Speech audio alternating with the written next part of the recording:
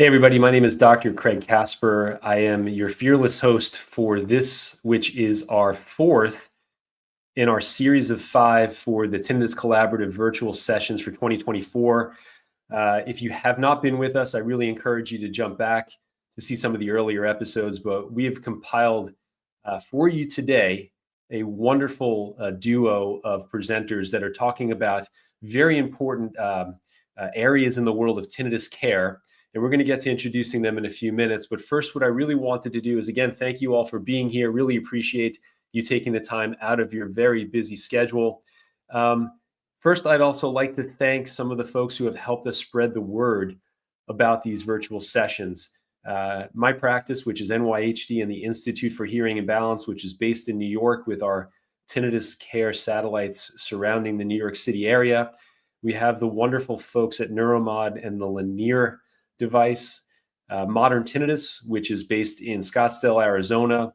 We have the Hearing Doctors of New Jersey, based in Livingston, New Jersey, Audiology Associates of Westchester, which is based in Harrison, Mid-Island Audiology, based on Long Island, and Liberty Hearing Centers in Brooklyn. And just again, thank you to all of those practices for helping us spread the word and get professionals and patients to spend a little bit of time with us learning about what's going on at the cutting edge of tinnitus care. For those of you who have not joined us, we do have some primary goals for these sessions. They're primarily educational in nature, and our goal is to really provide a platform that's highlighting the important work of professionals who are across the tinnitus care landscape that are doing really, really interesting things. And our goal is to share some critical science-based, which is important. All of this has real science behind it, information with tinnitus patients, as well as providers who might be in the tinnitus space or who are just tinnitus interested. And then ultimately to provide patients with a holistic view of effective tinnitus treatments that are often intertwined. And we talk about clinicians that come to us from the areas of audiology, otolaryngology, ear, nose, and throat, neurology, psychology, sleep health, you name it. There's so many different professionals that have the ability to impact in a positive way patients who are bothered by their tinnitus. And we really wanted to serve as a forum for all of them to share some ideas. Ultimately, the real goal is to ensure that all patients who are impacted by tinnitus understand that there are caring professionals, there are real tools and science-based technologies that can help. There's always something that can be done to help someone with tinnitus. Never let someone tell you there's nothing that can be done. That's nothing further from the truth. So we've had a number of great speakers over the past few weeks. We have our session today, and I'll introduce our speakers in a moment. And we have one more session tomorrow. At the tail end of today's session, you'll see a QR code where you can go back to view some of the previous sessions on YouTube and also register for the remaining session, which will occur tomorrow, which is November 20th, if my dates are correct.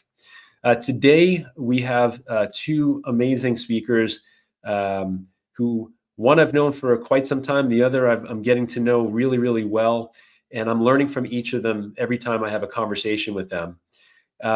This is the registration link, just so you know, for our last session. But today we have two speakers, Dr. Jason Leyendecker and Dr. Janet Kennedy.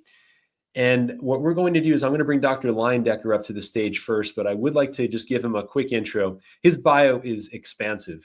This guy has done so much, not only from a clinical perspective, but also for the field of audiology, so for patients and professionals alike. But Dr. Jason Leyendecker, he graduated with his Bachelor of Science in Speech and Hearing Sciences from Minnesota State University, Moorhead, and graduated with his AUD from A.T. Still University. He has been in private practice in Minnesota for many years at this point. His practice, which is Audiology Concepts, he grew this practice from 2 locations to a 6-location practice where he's able to help patients all across the Midwest. He also runs a very important, impactful, and significant tinnitus clinic that sees patients from around the world. Has served as an adjunct professor for A.T. Still University, teaching the tinnitus course from 2016 to 2019. He has served as a subject matter expert for the ABA Tinnitus Certificate and the first practice standard created by Audiology Practice Standards Organization. And he is responsible for mentoring students from schools all across the country. Dr. Leyendecker is currently the president for the Academy of Doctors of Audiology, and in his 4th year on the ADA board. He's a member of the American Academy of Audiology and the immediate past president of the Minnesota Academy of Audiology. Most importantly, he likes to spend a lot of time with his beautiful wife and 2 young and talented daughters, as his bio says.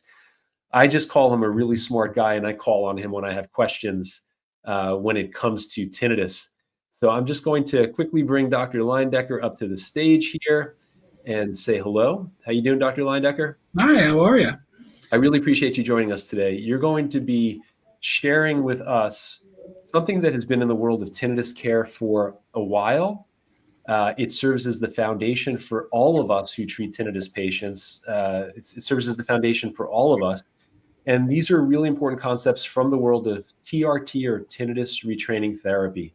So no one came here to hear me speak. They came here to see you speak. So I'm going to drop off. I'll pull up your slides, and then I'll let you get to it. So I'll be back after you're done. Oh, perfect. All right. Make sure I got access. Perfect. All right. Well, thank you so much for having me on. I have, it's an honor to be here to talk with you guys about tinnitus and TRT, the very basics. We could spend hours and hours really identifying all the parts of TRT, but we got 20 minutes. So I'm going to do my best to address it at a high level and give you a good understanding of where it came from, why it exists as it is today, and maybe some things that we can look at for the future. So as my agenda is, I want to talk about what it is. There are a lot of people here who have no idea what tinnitus treatments are, what TRT is, what the last 40 years of it look like, the very basics of how it operates and how we use it clinically today, and the hopes of the future for TRT.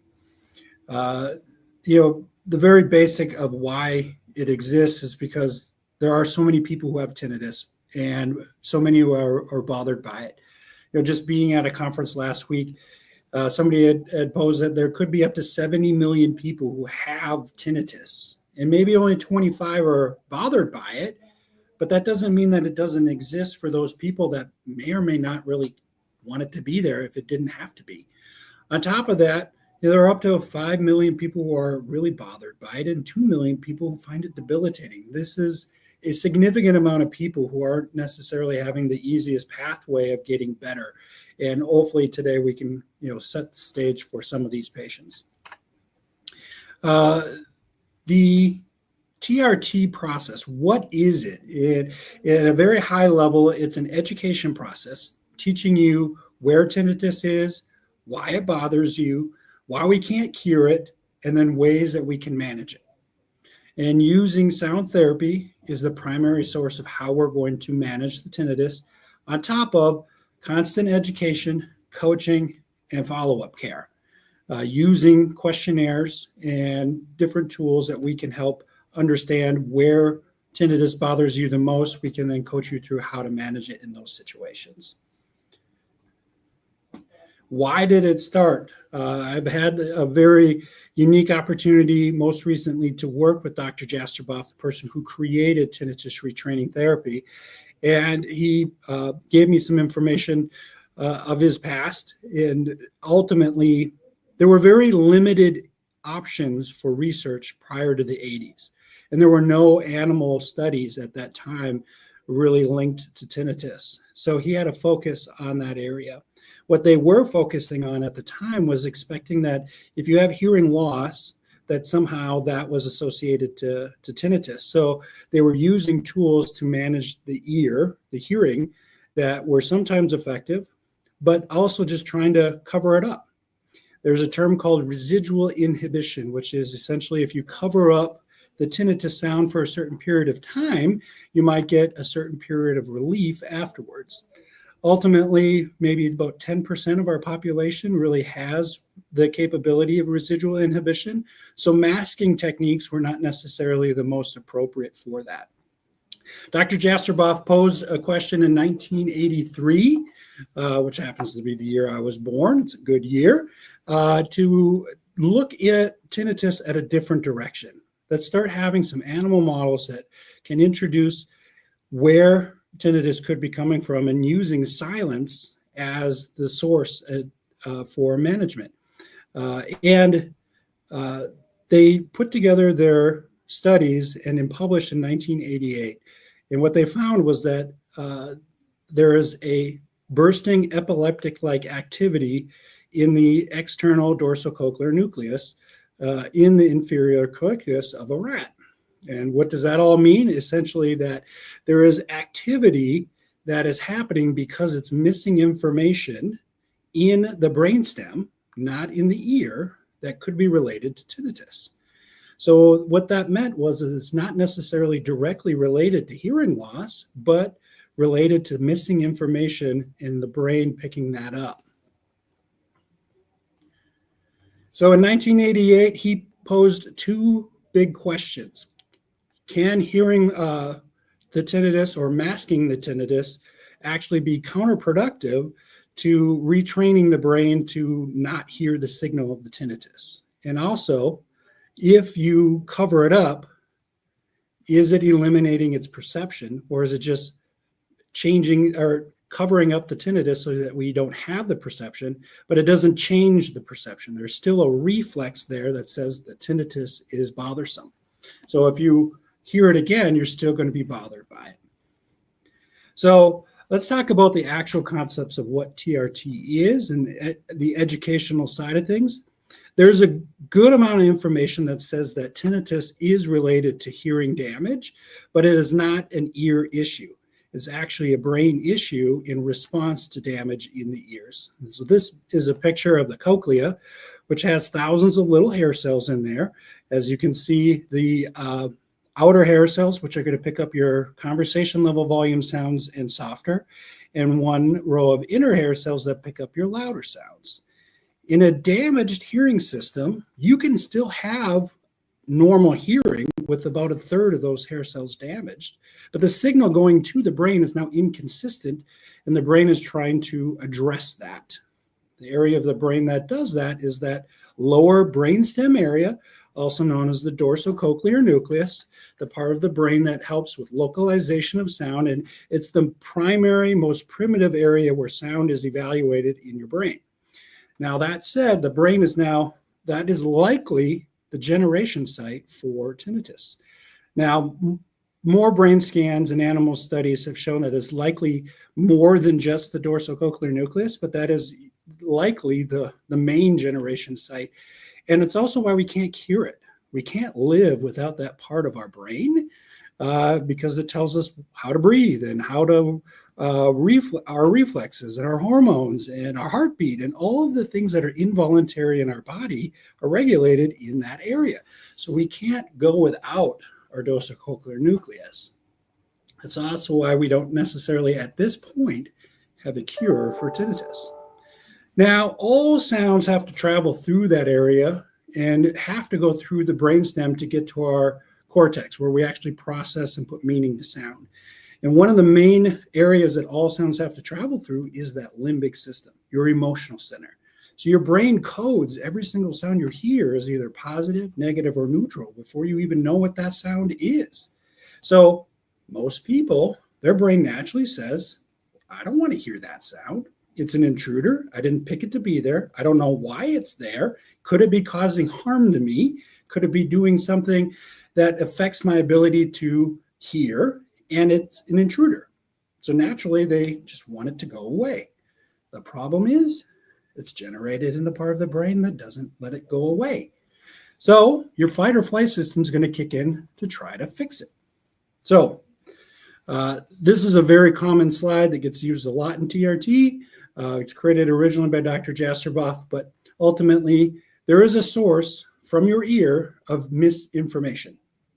It's detected at the subconscious level in the brainstem and evaluated and confirmed that it's an intruder. You didn't pick it to be there, causing an emotional reaction of negativity, triggering your fight or flight system to kick in to try to fix the problem. And the problem didn't go away because it's generated in a part of your brain you can't control. So it only makes you more mad, which makes your fight or flight system even higher. So we call this a feedback loop. And your brain is naturally trying to fix something that it doesn't have control over, so it becomes more bothered by it. This is natural to have as a reflex. If you hear a siren going off, you would fully expect to have a negative reaction triggering your fight or flight system to tell you to do something to become safe again. Well, the only thing is we don't want this to happen for a tinnitus signal. Naturally, some sounds could be a fight or flight response, but otherwise not. So if you're walking in the woods and you're on a beautiful hike, it's a nice fall day, and you hear leaves rustling and you think, oh, there's a squirrel, there's a mouse or something going through the leaves, and it's natural for you to just to say, okay, and keep moving on if it's a non-threatening sound. Now, if you see this rattlesnake sign that's right in front that says, beware of rattlesnakes, stay away from them, you might have a completely different reaction to the same exact sound, even though there's non-threatening sounds there. So your brain is wired to react to sound. We just don't want it to happen for this particular sound. So how do we fix it? We try to use a term called habituation. You may have heard of it a few times already in this collaboration here, but ultimately it's getting used to something over time with no positive or negative reinforcement attached to it. Your brain naturally says non-threatening, I'm not going to pay attention to it.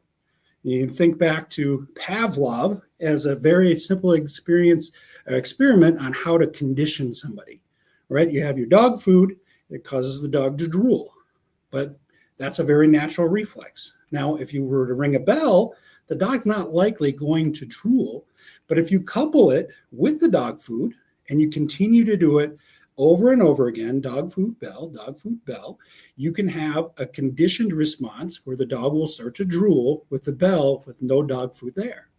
Classic conditioning response. Now, what is habituation? If you take that dog food away and constantly ring the bell, at first the dog conditioned will drool to the bell, but over time, there is no reinforcer, the dog will slowly stop salivating to the bell, and that's habituation. So our goal is to take the reinforcer away from the sound and tell the brain naturally to habituate to the sound. First, you habituate the reaction. It's perfectly natural for us to habituate sounds as well. If it were raining out right now and I look outside and see the rain coming down, come back, hold a full conversation about modern tinnitus and how it's going to revolutionize tinnitus care, you would totally forget that the rainfall sound is there because there's no dog food attached to it, no reinforcer that says you have to pay attention to it. It's perfectly natural to habituate sounds. Even loud, obnoxious sounds can be habituated.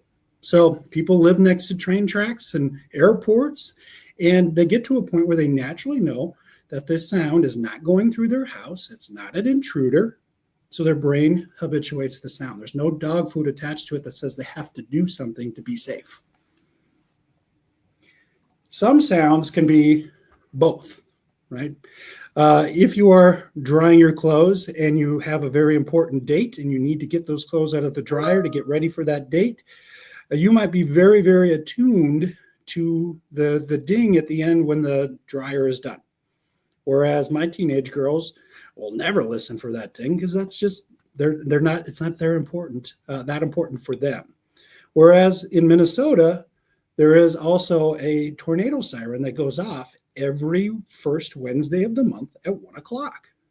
Naturally, it's going to cause the negative reaction triggering the fight or flight response to tell you to do something about it. And I've had lots of students the first day or first time on the month when they hear that naturally they have this strong reaction. And for us who have heard it month after month, all of our lives, we don't have that strong signal.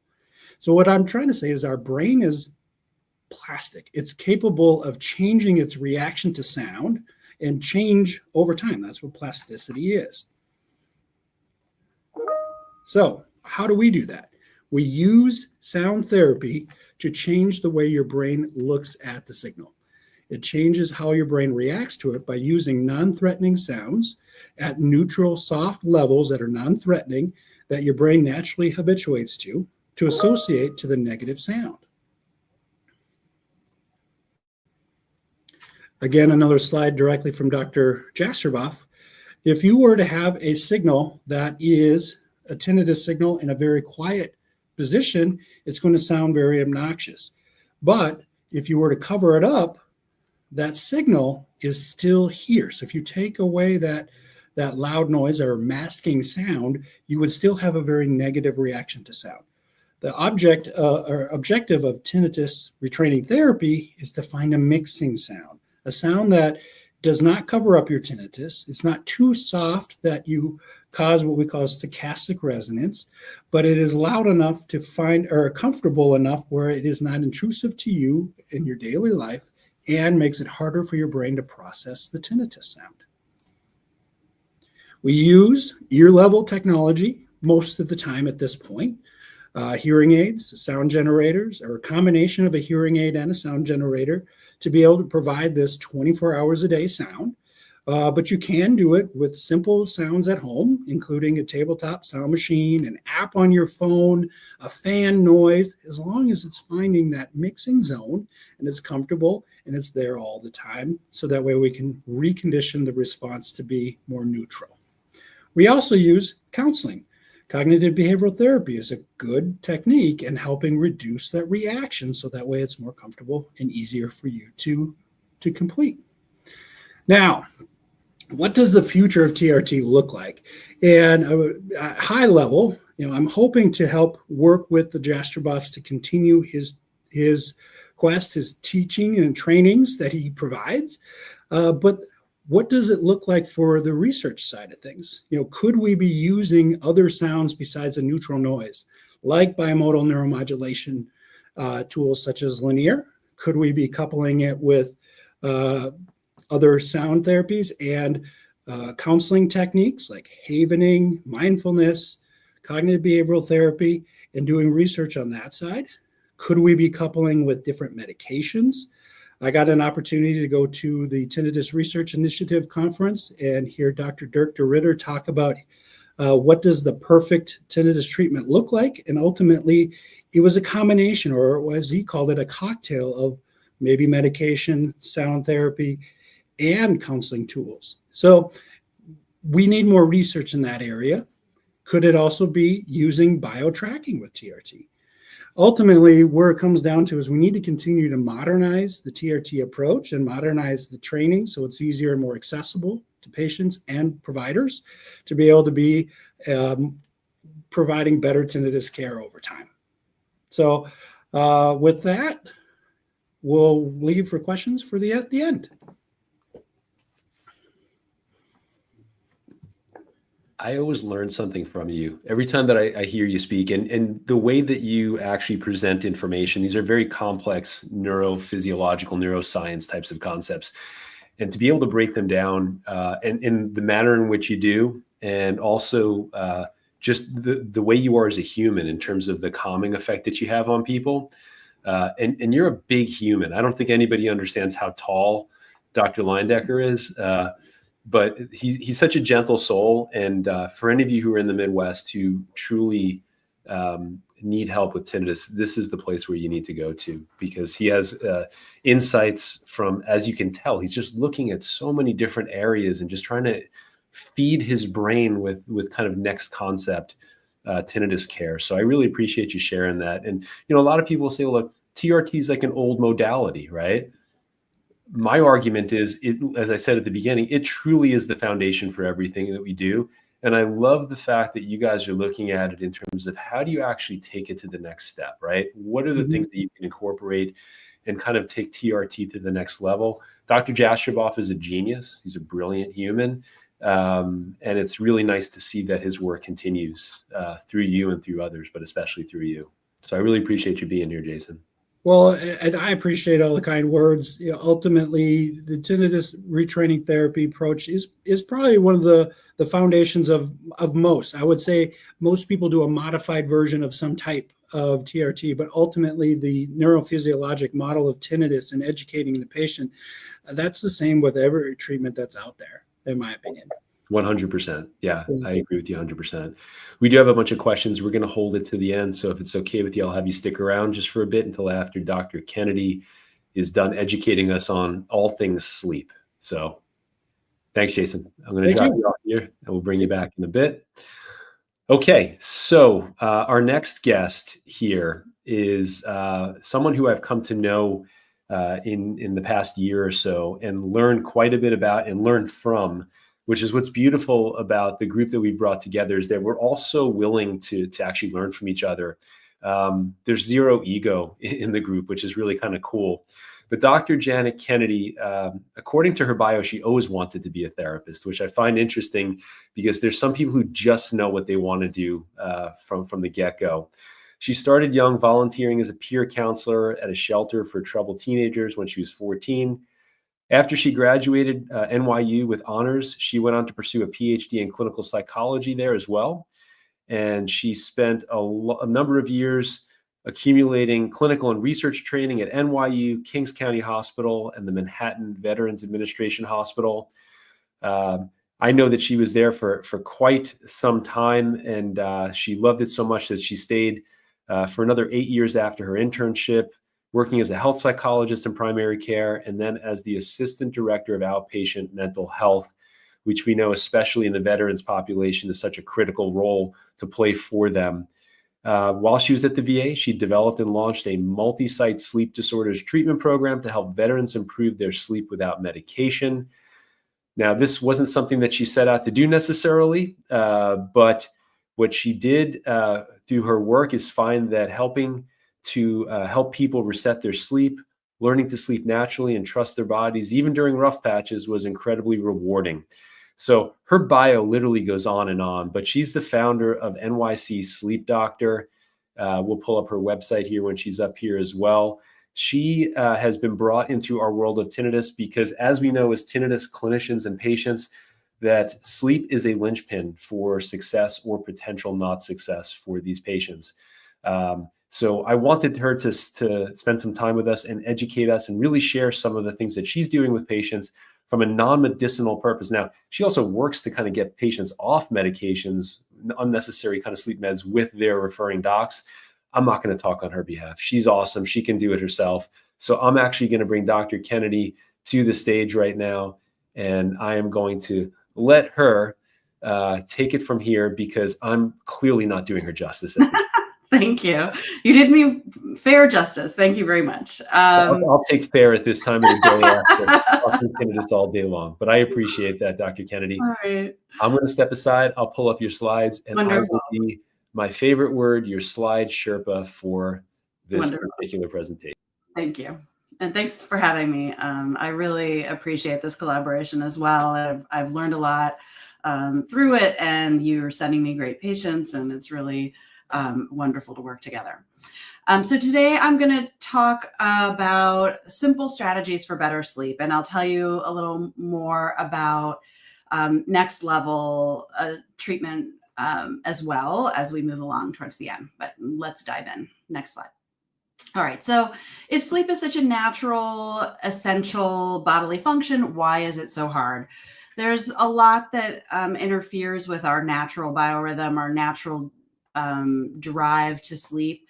You can see the first several on the left side there have a lot to do with technology. We're very much overstimulated these days. We don't have boundaries between work and home life. We bring things home. We're constantly being bombarded by information, whether it's work or personal or shopping or social media. We're always just running, and the brain didn't used to have to work that way. We used to go to work, do our work, come home, maybe work late, maybe have to bring a little bit home, but we weren't logged in by any means. And there was a built-in decompressing time, a distance between the intensity of our day and night. And we no longer have that. There's also a lot of news around how important sleep is that's very scary for people, and that contributes to performance anxiety around sleep. So we tend to get very caught up in whether we're going to sleep to be able to do X, Y, or Z tomorrow. Mood and anxiety disturbance obviously makes it hard to sleep. Health news and fads interfere by creating performance anxiety and stress. The 24-hour news cycle, just knowing that whenever you're up, there's something to check and things are happening and unfolding in real time. And we could keep track of that if we wanted to. And it's hard kind of not to. Certainly perfectionism. There's a real culture about health perfectionism these days. You want to maximize your body, optimize performance, and then perfectionism in terms of just work performance or any kind of performance during the day. And then there are the physical things that get in the way, things like sleep apnea, snoring, restless leg syndrome, tinnitus, obviously, pain, you name it. There's all kinds of things that interfere. Next slide. But when we talk about sleep disruption or chronic insomnia, that's different from the normal disruptions in sleep that happen. Normal sleep, in fact, has a pretty wide range of what is considered okay or good enough or normal. And it includes some rough nights. And so because our body responds to stress or change or the weather or something you don't even register as happening, and that might affect our sleep on a given night. But what turns that transient disturbance into a chronic problem is how we relate to it, how we react to it. So good sleepers tend to be more resilient. They take it in stride. They understand, okay, this happens sometimes. I'm going to be okay. It's going to normalize. And they're able to let their body get back into a healthy rhythm. Alternatively, you can get quite upset about having a bad night. It feels bad. We don't like to feel sluggish. We don't like to feel like we're not our best. People often focus on the consequences of sleep loss, whether those are immediate or remote, things like, not feeling well at work, not being able to find the right words in time, feeling sleepy, not feeling focused, or longer term consequences that we read about all the time, like metabolic risk or cardiovascular risk or dementia risk, things that are pretty scary. In any case, this just increases our performance pressure, our need to get back on track. And the more we try to force the body or tell the body to comply with sleep, the more sleep kind of runs away. It just doesn't respond to that kind of pressure. Sleep is a function that we can take care of, but in the end, that moment of falling asleep or not is not in our control. We can't just will it to happen. All right, next. And our habits tend to make things worse. So poor sleep hygiene, being on the phone at all hours, ruminating in bed, alcohol, nicotine, and caffeine all contribute to night waking and erode sleep quality. Super carb restricted diets can have an impact on sleep quality as well, with plummets in blood sugar at night. Sleep medication and supplements can, in fact, make things worse because we start to depend on them. And whether that's a physical addiction or a psychological one, we tend to worry about whether we'll be able to sleep without it or whether it will work the way we want to. And when you introduce that question of, am I going to sleep? You're already bringing that performance anxiety into the picture. Other things that make it worse, trying to make up for lost sleep, sleeping late on weekends, snoozing, and really just putting a microscope on sleep tends to make things worse. Next. So the first thing I tell people, in that initial slide talking about all the reasons that it's hard for us to get the sleep we need, is that we have to reinstate an off ramp from the day. I think about our day as like speeding down a highway. And if you try to hit the brakes at 90 miles an hour, that's not going to go so well. And you can't ask your brain and body to do that by just going, and then diving into bed. There has to be a deceleration, a transition. And so we need to have that time protected at the end of the day to really signal that work is done. There's nothing to, keep flipping over in our minds, and that it's time and safe to go to sleep. Next. So the simple fixes are plentiful, and most people do really well by just focusing on a few key points. And so this is what I tell people when I go and give corporate lunch and learns, and I don't get a lot of referrals from those lunch and learns because people take this advice and they don't need treatment. They just are doing a few things wrong that are keeping them stuck in a bad cycle. So here they are.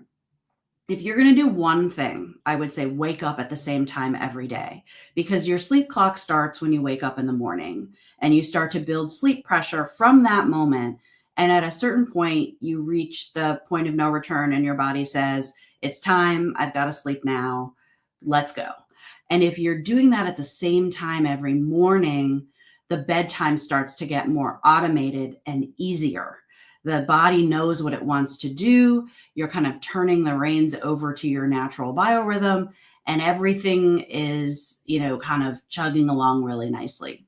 If your wake up time is all over the place, your body's always confused. It doesn't know what time it is. It doesn't know when you need to go to sleep.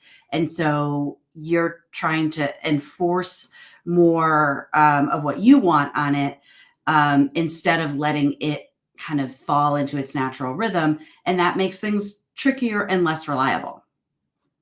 So number one, wake up same time every day.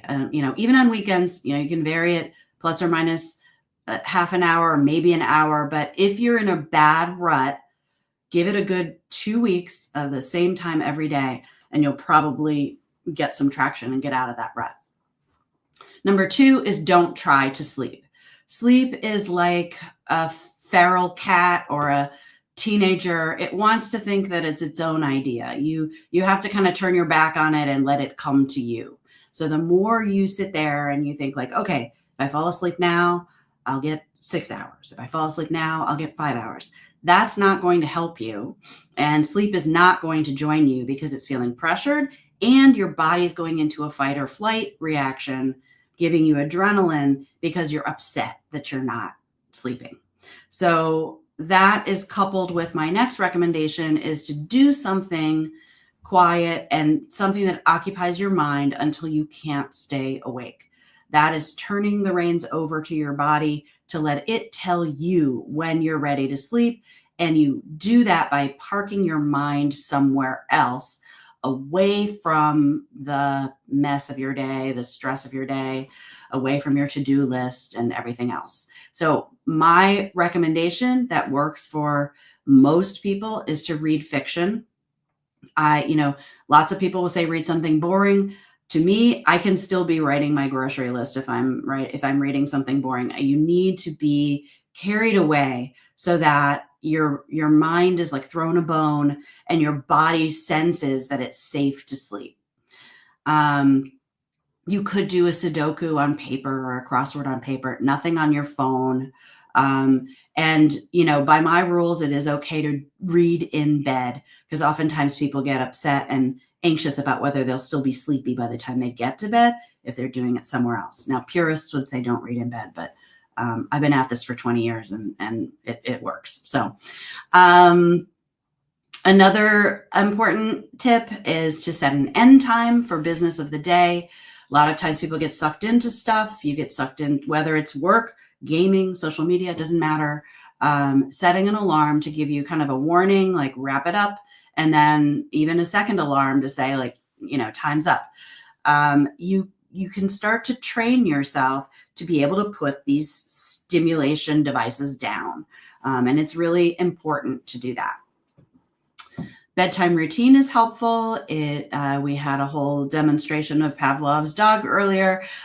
We respond to cues in our environment. And so if you're repeating a pattern of a routine, it's going to help you relax. And to me, when it doesn't really matter what you do in your routine, as long as you can do it consistently, doesn't have to be and probably shouldn't be too elaborate. I find that just kind of whatever, like for me, I wash my face, do my, skincare routine, and I get into bed with my book. And that book is the bell. The book is what starts to tell my body that it's time to sleep. Keeping the bed for sleep, super important. Again, reading in bed, I find to be okay. I wouldn't bring your phone into bed though. It's a very slippery slope there. You want the bed to be a pleasant, comfortable place that signals sleep to you. If you are ruminating, like you lie down and you find that your thoughts start racing and you're getting anxious about whether you're going to fall asleep, sit up. The reason that old school analysts have you lie down for your therapy is because your thoughts get really scary and kooky when you're lying down because your defenses relax. So if you sit up, your defenses, your faculties come back to you. You have the ability to make sense of them. You can write down what needs remembering, dismiss what doesn't, and move on to the rest. Limiting alcohol and caffeine, super important. Temperature, light, and noise, also very important. I often recommend white noise in the room because it helps to kind of give you a buffer where you're not going to be jolted awake by something that might intrude, like, a dog barking or a trash truck. Although you will still be able to hear like something in an emergency versus if you're wearing like super noise canceling headphones. All right, next slide. I'm not going to spend a whole lot of time here but I'll kind of zip through. There are helpful products. There are helpful supplements. Medications can be helpful in an acute situation where you're taking a flight early in the morning or you have jet lag, things that will help you reset when there's like an extraordinary circumstance. Taking medication for sleep on a nightly basis is an indication to me that you should go and speak with someone like myself to get at the root of the problem, because medications don't solve insomnia. They treat the symptom of sleeplessness. There are some very interesting new tech developments. I'm working with a company called Neurovalence on a product called Modius Sleep, which is a cranial electronic stimulator, and that stimulates the vestibular nerve, which helps to make you sleepy, and it improves sleep quality. I find these to be a really helpful adjunct to therapy, and even a first line if therapy is hard to find. Certainly better than taking medication on a regular basis. Obviously, you want to treat any underlying anxiety or depression, whether that's with medication or with therapy. You do not have to solve anxiety and depression to be able to sleep, though. That's the beauty of the treatment I provide, which I'll tell you about in the next slide. There are some supplements that can be helpful, like magnesium, L-theanine, 5-HTP, CBD. I find to be really helpful. Not THC though. THC is activating, although people do use it for sleep. I'm not a fan of melatonin. It doesn't work when you take it regularly. It's often taken at much higher doses than it should be. And as we know, the quality is all over the place. There's no consistency in the quality. So I use it for jet lag, sleep phase disorder, ADHD, and autism only. Get your blood work done. Check your thyroid, ferritin levels, D and B12. Those are the big culprits. Weighted blankets can be helpful. Eye masks, white noise earplugs, temperature control, all kinds of things. One little quick pro tip is if you are a ruminator, if you put an ice pack or a cold pack on your forehead, it slows down the pinging in your frontal lobe, and it also cools your core body temperature and helps you fall asleep faster. All right, next slide. So sleep restriction is kind of the next step. And this is what I do in therapy. Sleep restriction, when people read about it, they get kind of scared, and it feels that you call it restriction, and it feels really hard. But if it's not something you understand or feel like you can do yourself, doing this in therapy is really helpful, because what I'm particularly good at is looking and figuring out where to intervene with sleep restriction, which one or two things we want to change to make to start to get traction and break you out of a cycle. It's not always easy to do that on your own if you're in a really bad rut. But essentially what it means is you're waking up at the same time every day. You're not snoozing. You're not going to bed until you're very sleepy. You don't want to be in bed awake for more than 15 or 20 minutes at a time. If you're not falling asleep, you've got to get up and do something else until you're very sleepy. And what this does is it harnesses your sleep debt to increase the sleep pressure to the point where your body takes over and says, I don't care what you think, anxious mind, we're going to sleep. We have to sleep.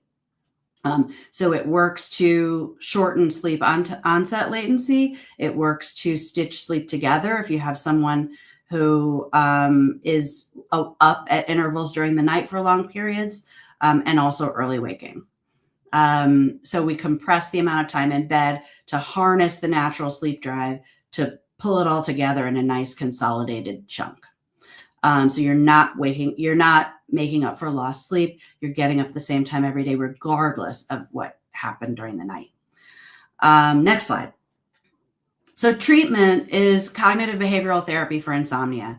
It is short-term, and it's really particularly wonderful because you don't have to dive deeply into a person's psyche to help them break out of a cycle of bad sleep. I say 4 to 8 sessions. It's usually around 4. And if someone has been taking medications for a long time or has very intense anxiety about sleep and about making changes to sleep, then it can be a little longer. But we work on all of those behavioral strategies I just mentioned, cognitive strategies to manage performance anxiety, combat negative thinking, rumination, get you off the medications, and work on education and relapse prevention. So it's fabulous. I love it. I've been doing it, as I said, for 20 years plus, and it works really well. And I've been having a lot of success with the tinnitus patients that are coming my way. So tinnitus is not a rule out, just because it's something that is persistent and intrusive. Next slide. So it can be hard to find CBTI. Not everybody does it, and it can also be expensive because paying out of pocket versus, not a lot of people take insurance. So I developed an online sleep school where I made videos of everything I do and made an online course that you can access with that QR code if you're interested. Thank you. Next slide. That is me. Oops, my QR code moved. But that's the QR code for my main website where you can learn all about me and you can contact me if you're interested. I am licensed in New York, New Jersey, Florida, Connecticut, and Arizona. And outside of those areas, I can do coaching as long as it's not, as someone doesn't have like a very serious underlying psychiatric disorder, or if they're in treatment for that with somebody else, I can do that. That is all. Thank you. Awesome. I love hearing you talk about sleep because there's so many elements of sleep health and care that overlap with tinnitus health and care. And the thing that really kind of struck me is you started to talk a little bit about Modius, which I've actually had conversations with Jason and the crew there because they're just super smart. And it's so interesting how they developed that technology, and it had nothing to do with sleep at the beginning. Yeah. And because of the work we do in the vestibular domain, we had a really interesting conversation about how that actually works. So I love the fact that you kind of brought that into the equation, and the technology is great, right? But it's so much more powerful in the hands of a clinician who can actually guide a patient along that journey, not too dissimilar to what we're seeing from a perspective of with Lanier in this particular case, or TRT, as we've been discussing Mhm. today with Dr. Leyendecker, in the hands of a clinician, it's so much more powerful. So I'm sorry, go ahead. Yeah, no, I think that with my feeling about Modius sleep and, any kind of standalone treatment like that is that, you want to make sure you're backing it up with the behavior and the habits and the mindset that's going to maximize the benefit and give you the long-term results, because you can fix the immediate problem, but if you're still doing all the stuff that got you there, it's going to be harder to maintain your gains. No doubt. No doubt. Okay, so let's bring the crew up here. Dr. Leyendecker, welcome back. Thanks for waiting patiently in the background there. So I've got a bunch of questions here that I'm going to pose. I do want to start first with a sleep question here, because I think this is really interesting. So we hear a great deal about sleep quantity versus sleep quality. Could Dr. Kennedy elaborate on this? So everyone has their own set point on the amount of sleep that they need. And when we read about the studies that come out, they don't clarify things like, confidence interval or, how big of a range they're talking about. They're giving you a mean. They say 7.2 hours of sleep reduces your risk of dementia. And in fact, it's not quite the case. People who are chronically sleep deprived have a higher risk for all kinds of poor medical outcomes. But you are not sleep deprived if you're getting less than 7.2 hours, if you only need 7 hours, so we all have a set point, and it's really important to understand that, because trying to get more sleep than you need typically derails things. You end up oversleeping and then having a correction with insomnia. So first, we want to figure out how much sleep we need, and we do that by getting up at the same time every day and observing when we start to naturally be tired over the course of a couple of weeks. So getting enough sleep for you is also, that addresses the quality question, right? Because getting 8 hours of sleep when you only need 7 means that sleep quality might not be as good as the more condensed, solid sleep you get that is what your body is designed to do. Yeah. Can I ask just a follow-on question? Because we hear quite a bit about percentage of deep and REM sleep versus the whole, right? Is there anything to that? Am I making that up because I read it somewhere years ago? Is there? No, I mean, there is a ratio, right? So we spend about 20% of the night in deep sleep. People think that's low when they get their Oura ring or their Fitbit rating, and it tells them they only got 20% deep sleep. They get all up in arms and think there's something wrong. So it's important to understand what normal is, number one. Yes, there are things that degrade our sleep quality. Certain substances, certain medications alter our sleep architecture, which is the ratio of all of those, that pie chart of sleep. And so we want to think about the things that keep us healthy and promote good sleep. But when it comes down to it, you can't drink a tonic and get yourself 5% more deep sleep. And when people are tracking it, trying to do this sort of, biohacking or something to get a better workout the next day or live 5 more years, that creates more pressure of trying to control something that isn't in your control with that level of specificity. So I go for broad strokes of healthy living, good habits, and understanding that,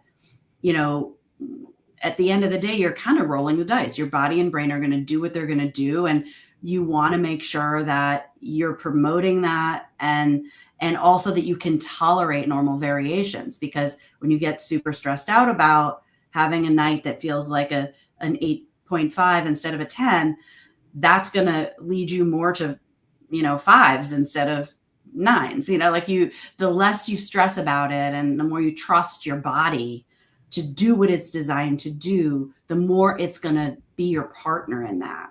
Yeah. Yeah. I think there's value for the right reasons. Data for the sake of data is not helpful. If you have data and you know how to make useful decisions from that, it matters. But I agree, there's a lot of things that we're looking at from a data perspective that we don't want patients to see certain things because we don't want them to be, because typically, especially from a tinnitus perspective, those patients are hyper analytical to begin with. Mhm. And it's their hyper analytical nature that gets them wrapped up into the tinnitus symptom and bothersome vicious cycle to begin with, right? So I agree with you. I think that we don't want everybody to have data. I use data for so many different reasons, but I think from a clinical perspective, it might be useful for us, and we're exploring that right now. So next question. Thank you for that, Dr. Kennedy. So Dr. Leyendecker, masking has been offered as a treatment for my tinnitus through hearing aids. Why is masking alone not a long-term solution? You did touch upon this in terms of some of the things you were talking about, but maybe you can dive into this just a little bit more. You were talking a little bit about something called the mixing point, I think. Right. Yeah, I think a lot of clinicians use the term masking inappropriately. As in using a tool, sound generator tool is a masking tool. However, our goal is never to cover the tinnitus. So a masking therapy should probably be called a mixing therapy or treatment, because we don't want to cover up the tinnitus. Your brain can't get used to something it doesn't hear. You can't change the reflex that we're trying to change by not hearing it. So yes, it is a good tool and it is effective, but covering the tinnitus for masking purposes has very little validity in the literature. I would say probably, like I said, about 10% of people can experience residual inhibition and have relief from masking therapies. But in my mind, it's a swear word. We don't use it in our office. So, but it does get interchanged a lot when it comes to clinicians and how they use sound therapy. Thank you. Yeah, masking is a word that is used as a blanket term, right? It's not necessarily specific enough, and yeah, I think that we have to change the language in our professional speak as well, because a lot of clinicians are still using masking in their conversation, as you said, which kind of throws patients down the wrong path.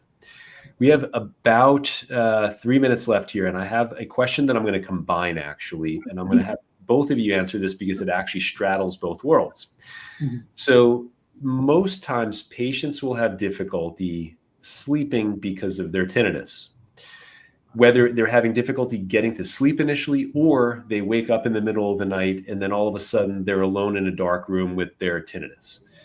So maybe we can kind of look at this from both perspectives, the audiology TRT perspective and the sleep doctor perspective, and kind of what's the best piece of advice you give those patients from each part of your world?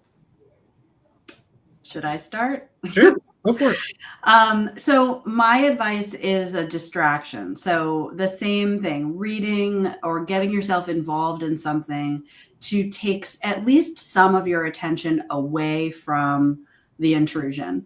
And, over time, you start to train yourself to be able to do that better. And the key is that you're staying out of frustration. You're staying out of your sympathetic nervous system, your fight or flight. You're not letting it get to that level. And if you stay underneath that threshold, sleep will return when it's ready. It's normal to wake up. We all do it. Sometimes we're up for longer. We have to learn how to allow for that and let sleep return and not get diverted. So the first tip is tools to downregulate your system when you feel like you're ramping up there. Okay. So, well, and from an auditory standpoint, your eyes shut down when you close them, but your ears never shut off when you go to bed. So your brain is always processing sound. So in that scenario, we should be finding that mixing zone all night long. So that way it is less intimidating to hear that tinnitus sound. Whether the brain processes it and wakes up or whether it's there before you even go to bed. If we can find that mixing zone all night long, you're going to be in a better spot to be able to manage it. And then using the tools that Dr. Kennedy talked about is how you're going to manage it. Awesome. Well, this is the first time we're on time, so I appreciate you guys. It literally just clicked to 5 o'clock Eastern time. And I always get yelled at when I go over, but these conversations for me are so interesting. And you guys really presented two very important legs of the table. It's not even a stool anymore. It's like a massive table where we have all of these support elements to it. And I really appreciate you sharing your expertise. There's a lot to think about from a tinnitus care perspective. And I don't want people to forget about the fact that there's more than just technology out there that can help patients with tinnitus. Oftentimes, it's just the educated clinician using a modality that, believe it or not, has been around for close to 40 years at this point. Yeah. And it's highly effective. That said, there's great tools out there that we've talked all about, but we have to find the right tool for each individual patient. Yep. And that's something I know Dr. Leyendecker does very well at his clinic in Minnesota. And sleep, for me, I could have those conversations all day long because all I do is focus on my sleep health. And I've learned a lot from you in recent times, and I will continue to learn from you. And I know patients will benefit. They have benefited significantly from your counsel. So I appreciate that from a personal perspective and then also from a professional one. Okay, so I appreciate you guys. Thank you. This was great. Thank you. So we've got one more session, which is tomorrow, which is with Dr. Jennifer Gans, talking about anxiety and tinnitus and chicken and egg type stuff. And Dr. Gans is absolutely fabulous. I've had a chance to interview her before. I know her personally for a number of years at this point. So you guys are in for a treat. Go to that website, beyondtinnitus.us. Very creative. I thought of that myself. If you go there, you'll be able to register for the final session, which is tomorrow. And at the tail end of this, there'll be an outro with some QR codes that'll allow you to look at the previous videos as well. This one will be live as soon as we're done here, if you didn't catch it from the beginning. And with that, I will say thank you, and we'll catch you guys tomorrow. Bye. You guys.